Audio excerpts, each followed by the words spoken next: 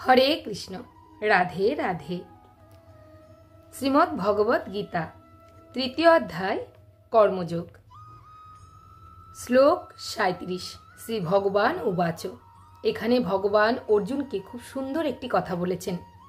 কাম এষো ক্রোধ এষো রজগুণ সমুদ্ভব মহাশন মহাপাপমা বিদ্ধি এনম ইহ বৈরিণম।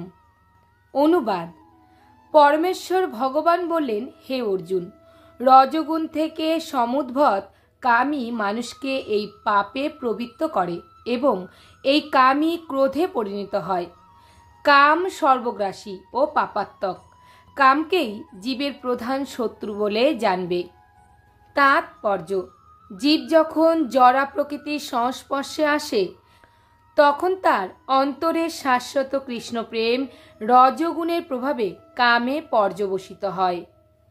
টক তেঁতুলের সংস্পর্শে দুধ যেমন দই হয়ে যায়, তেমনি ভগবানের প্রতি আমাদের অপ্রাকৃত প্রেম কামে রূপান্তরিত হয়।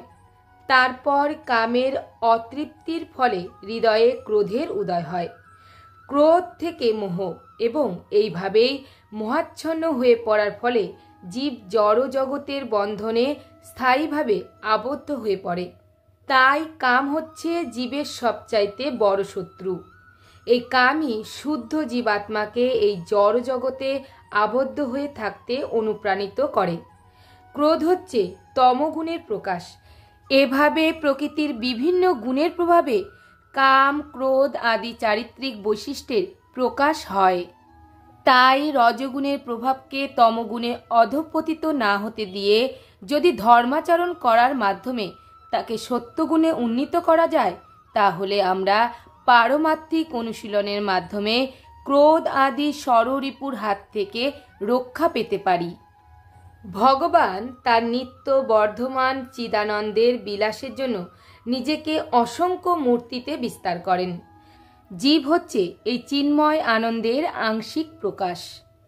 ভগবান তার অবিচ্ছেদ্য অংশ জীবকে আংশিক স্বাধীনতা দান করেছেন, কিন্তু যখন তারা সেই স্বাধীনতার অপব্যবহার করে এবং ভগবানের সেবা না করে নিজেদের ইন্দ্রতৃপ্তি সাধন করতে শুরু করে, তখন তারা কামের কবলে পতিত হয়।